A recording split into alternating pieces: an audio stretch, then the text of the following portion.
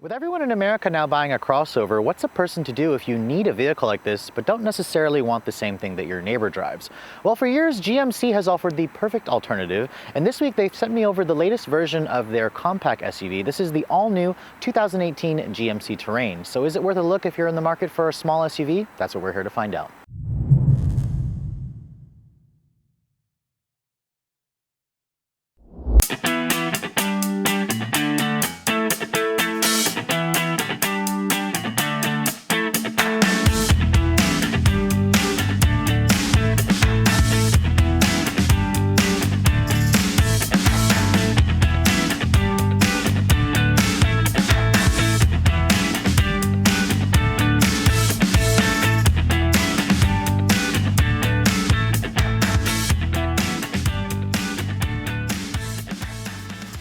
If you guys remember the previous generation Terrain, you'll know that it was actually a lot bigger than a lot of its competitors. It was really classified as a mid-size SUV. So for this all-new second generation, which was honestly long overdue, GMC has shrunken this vehicle and moved it onto a smaller, different global architecture, the same one it shares with the all-new Equinox. You can see the design of this new one is so different versus the previous generation. In fact, it's the first vehicle to kind of signify a new design direction for GMC. You can see this particular one has a huge satin chrome multi-dimensional grille that's dominating the front. This is part of the Denali trim. Denali is the only one to get this grille. It also has these new LED accented headlights with full LEDs, low beams and high beams on the Denali model. I think the headlights, while they were a little bit odd looking when I first saw it, I think they actually look really good, especially in this gray color with the satin chrome grille. Down here you have some halogen fog lights with some more chrome trim kind of accenting it. And I think it's actually a really handsome looking small SUV. It's very different and a lot more masculine looking versus a lot of the competition, so it helps this vehicle stand out. Now, wheel size wise, this one is the 19-inch dark gray finish wheel. These wheels are unique to the Denali trim and they actually look great. I think these may be one of my favorite wheel designs you can get today on a compact crossover, so I think it's great. Now, in terms of the size, as I said, switching to the D2 global architecture from the previous generation, they've shrunken the wheelbase of this car by 5.2 inches, and overall it's around 3.2 inches shorter, which is definitely going against the norm of what most manufacturers are doing. GMC was also able to reduce the weight by as much as 400 pounds if you guys are going to compare the top trims of this vehicle. Now at the rear, you can see it's kind of adopted this floating roof design that we've seen on some Nissan and Lexus products.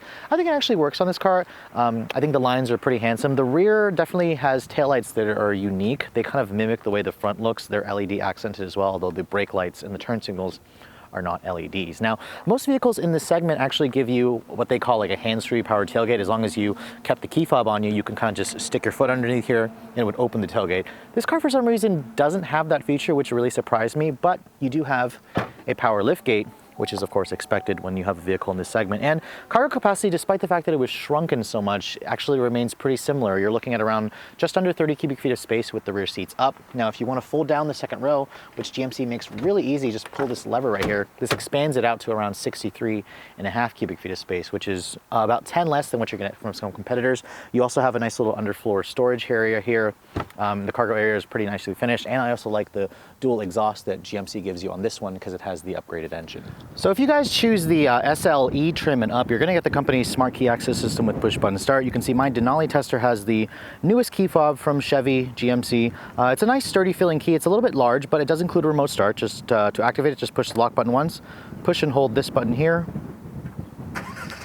and that starts the vehicle up for you. Now to shut the vehicle off, just push the button here until it shuts off. Now when you first approach the Terrain here, you're going to see it's got a button here on the door handle. It also has a button on the rear door handle, which is nice, but to unlock and lock the door, to lock it, just touch the button here, it locks the door. To unlock it, there's actually not a sensor on the back of the handle. You have to touch the button again, and that will unlock the door for you. Now looking at the interior of this Denali trim, now Denalis are well known for offering a lot of luxury. This is GMC's flagship trim level of the lineup, and you can see here this particular one I really like with the light platinum interior color. It's kind of a two-tone. I would have preferred that the actual dashboard and upper door panel to be like a black instead of this this specific color. It's like a tan with the cashmere.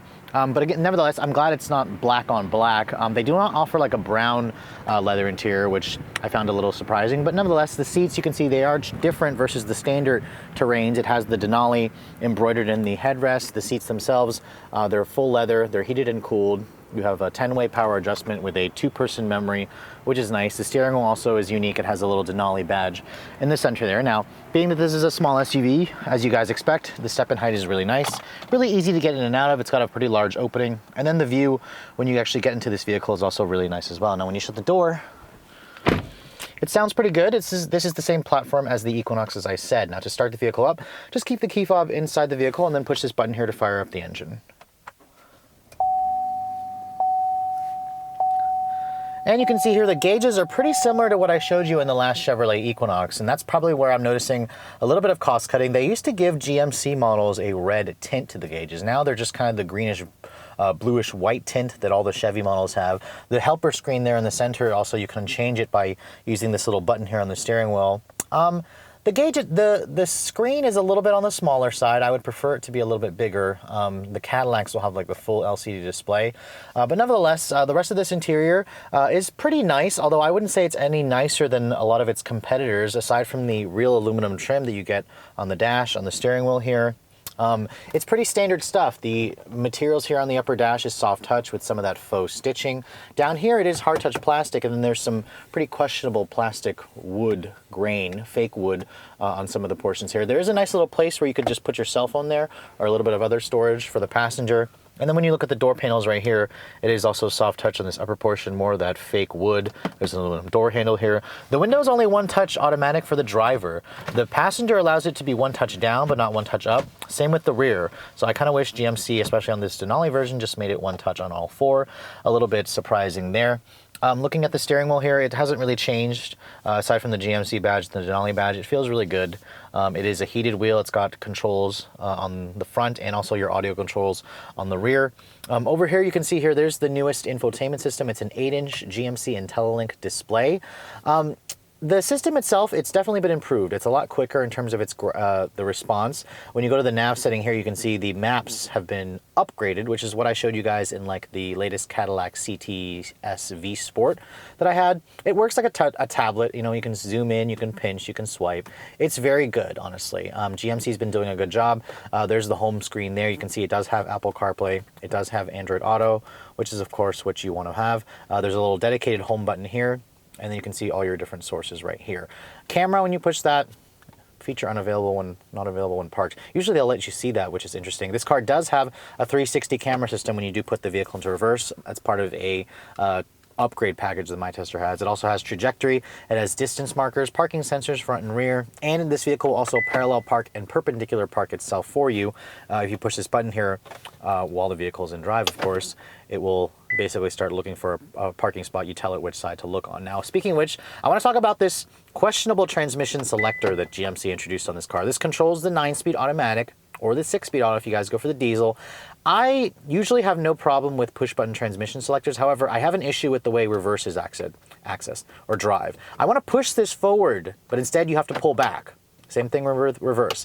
It takes some getting used to, which, you know, is going to take some time. Also, the low function here is just silly because if you want to use the manual mode, you have to push these buttons here to access the gears, which again, I just think is stupid. This does take up less real estate than, you know, a lot of other transmission selectors, but I think they need to rethink pulling up on this to make it actually engage the gear. You can see this one has dual zone automatic climate control. Down here, you'll find other controls. First of all, there's good storage down here. There's 2 USB ports, a USB-C port, which is nice, good place for your phone. There's an aux port as well, SD card for your navigation system. Down here, there's a nice storage area that actually runs all the way through, which is nice. There's really good storage in this car. That's one thing that GMC really made a priority. Over here, you have your cup holders, your parking sensor switch. This controls your 4-wheel drive system. This car actually will always default to 2-wheel drive mode, which is front-wheel drive. You have to actually switch it here to go to 4-wheel drive or all-wheel drive.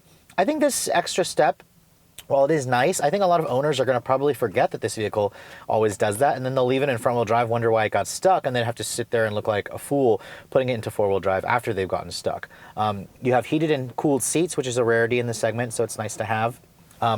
Over here, you have a wireless charging area for your phone. My phone really fits nicely into it, the iPhone 10.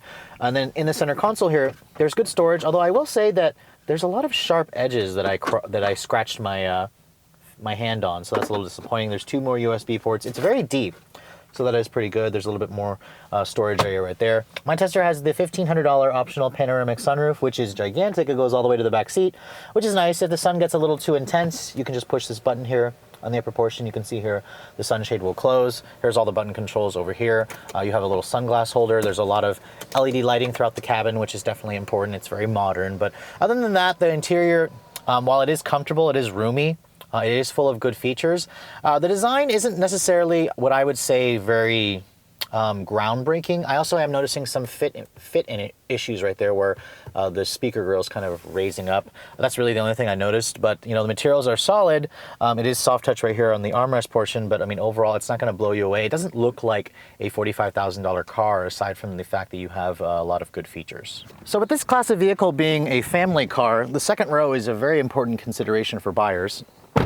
And thankfully, GMC's Terrain is also very competitive. In terms of the space, there's a good amount, honestly. I'm trying to remember what it was like compared to like a CR-V or a RAV4. I'd say it's pretty comparable. One thing I really like about this car is the fact that the floor here is completely flat, so you could put 3 people across. Now, in terms of the comfort of the bench, it's not bad. The thigh support could be a little bit better. The seats themselves, they do have the ability to kind of recline just a little bit, although some brands give you a little bit more adjustability. You do have a nice little armrest that folds down here with some cup holders. Now, in terms of the features, this is a Denali, which is supposed to be like a luxury trim, and GMC does give you some good things. There are heated seats in the back, which actually give you the ability to heat either the backrest or the backrest and the bottom. 2 USB ports, there's rear vents. The materials back here are hard touch plastic, but there's some more of that faux wood, and then there's nice leather on the actual armrest here. There's really good storage. There's 2 map pockets. There's storage here on the doors. So I mean, honestly, as a family vehicle, I think a lot of buyers are going to be pretty pleased with the second row. So under the hood of this all-new Terrain, GMC is offering 3 completely different powertrains. It's a big change versus the old model, which offered a base 4-cylinder or V6, which were naturally aspirated. All of them are now turbocharged. This is the big motor. It's a 2-liter turbo direct injection 4-cylinder. It makes 252 horsepower and 260 pound-feet of torque, which honestly is one of the most powerful engines in the segment, especially since Subaru no longer offers a turbo on the Forester for the next generation. Now, this engine replaces the V6. While it does make less horsepower and torque than the V6, it's moving a much lighter vehicle. Now, most people are probably going to end up picking the 1.5 turbo 4-cylinder, which I showed you in the Equinox. I didn't love it. The difference between this and the Equinox mainly is the 9-speed automatic. This comes with the 9-speed auto. Now, if you guys are also looking for the best fuel economy, there's also a diesel available. That's right, a diesel in a small SUV, which is a 1.6, which has like 240 pound-feet of torque. That will actually get up to 40 miles per gallon, but it is paired with a 6-speed automatic. Now, this combination is rated to get around 21 in the city, 26 on the highway, which is like a 5 mpg improvement over the old V6, so it's a much more efficient vehicle, and it'll still tow up to 3,500 pounds. This vehicle is available in front or all-wheel drive. The Denali comes standard with all-wheel drive and this motor, so let's get out on the road and see how it all performs. So typically, I don't get terribly excited to drive anything in this compact SUV segment. I mean, let's face it, they're practical family vehicles. They've replaced the mid-size family sedan. However, most of them aren't quick, and with the demise of the turbo Forester, really the Equinox and the Terrain are one of the last few that offer an upgraded turbo engine, and this Denali version with this upgraded 2-liter definitely has the power right off the bat that I'm noticing that a lot of its competitors are missing. With that 9-speed transmission, it's also a great transmission combination. I've actually driven this in the Buick Envision. It's the same powertrain combination, really, as the 2019 model. I wasn't terribly pleased with it in that vehicle. However, let's see how this one stacks up.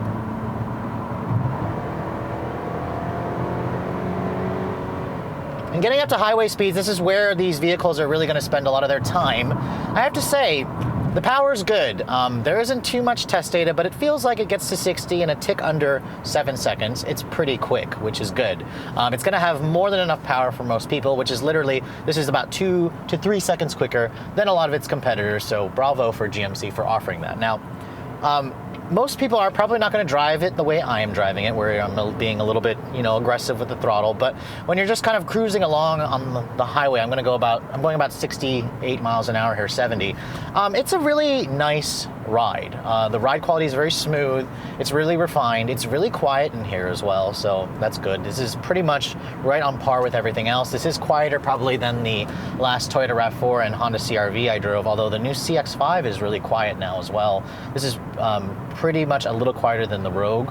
But it's really just the great visibility from the front here. Big side mirrors, good view out of the front. The view out of the back is a little bit obscured because of that small window, but you do have standard blind spot monitoring with rear cross traffic alert, which is good. Now the steering in this car, as you can see, it is electric power steering. It's precise, it's quick enough.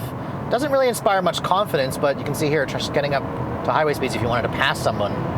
This is excellent power. Like, I like how fast this is. This is probably one of the reasons why I would choose it. It elevates the Terrain into like a more premium class since everything else is relatively sluggish. Now, one thing that really is a huge ding to the Terrain and the Equinox is the fact that this vehicle is not available with adaptive cruise control. I don't understand why. This is a $45,000 vehicle and it's missing adaptive cruise control. That just seriously pisses me off. I really hope GMC and Chevy do an emergency, feature add-on because, with all the features and technology this car does have, I don't understand why. You get that standard on most CR-V trims.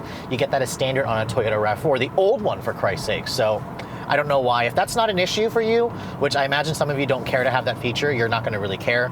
I personally think that at this price point, you should have adaptive cruise control. Now, one thing it did have that I failed to mention earlier is it does have a hands-free foot-activated power liftgate. For some reason, it was just turned off, so I was able to confirm that it does have that feature, so at least it has that. But nevertheless, on highway cruises, the seats are comfortable, it's supportive, great view, quiet, plenty of power, so it's a really great daily driver. And if you want something that's just different, that's the one thing about this car is you don't see too many on the road. Everywhere I go, I always see a CR-V, a RAV4, a Rogue.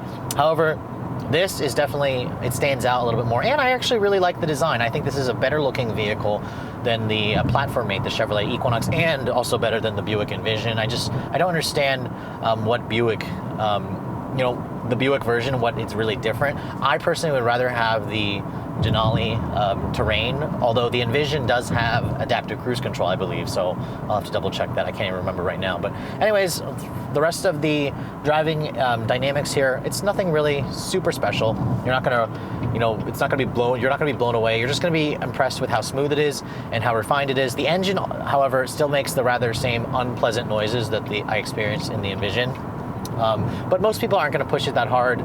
Most of you are just going to find that it drives relatively nicely and you're not going to really have too much to complain about. Now the 9-speed auto in this car also is a pretty good transmission. It shifts quick enough, it's very smooth.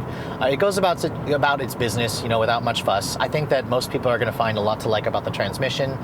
It really gets the job done really well. The one thing that surprised me about this car is the fact that it's always front-wheel drive unless you actually switch the knob pair, which I imagine a lot of owners are going to forget to. And it has a fair amount of wheel hop and slight torque steer. It will spin the tires out, which will probably confuse some people when they first drive it. But just remember, you have to put it into all-wheel drive. If not, it does have enough power to actually break those front tires loose and produce a little bit of wheel spin. So with competitors like the Nissan Rogue and Toyota RAV4 selling upwards of 400,000 units annually, the chances of you seeing one of the Terrain's competitors out on the road is very likely. In comparison, GMC moves around 100,000 units annually, which is a pretty good number considering the brand only has SUVs and trucks in their lineup. With all that said, how does this vehicle stack up against the rest of its competition? Now, this vehicle, as I said, does share platform with the Chevrolet Equinox, and I actually find it to be way more appealing than the Equinox. The interior, as you guys saw, is much nicer. The styling for me is much more aggressive and just more unique. I think it's a much better looking vehicle than the Equinox. And in terms of the features, the Denali really packs on a lot of features that you expect from the premium class and kind of going with the theme that GMC likes to occupy, kind of like a white space similar to Buick, where this vehicle is supposed to be kind of a mainstream car that reaches out for premium vehicles in terms of its features, in terms of its styling, and in terms of its actual price tag. Now, as you guys saw from the driving dynamics, the engine has really good power. It rides and handles really nice. It's really quiet on the inside. The seats are comfortable. It's really spacious. And that basically makes it a really great family vehicle. So if you guys are looking for something that's not a Toyota RAV4 or Honda CR-V, this one should definitely be at the top of your list. What's it going to cost to put a GMC Terrain in your driveway? Well, this vehicle starts at around $25,990. That's about $1,500 to $2,000 more expensive than a RAV4 or CRV, which is going to make it a little bit questionable for some buyers. However, keep in mind with an American vehicle like this, there's typically a lot of incentives, although this car did just come out.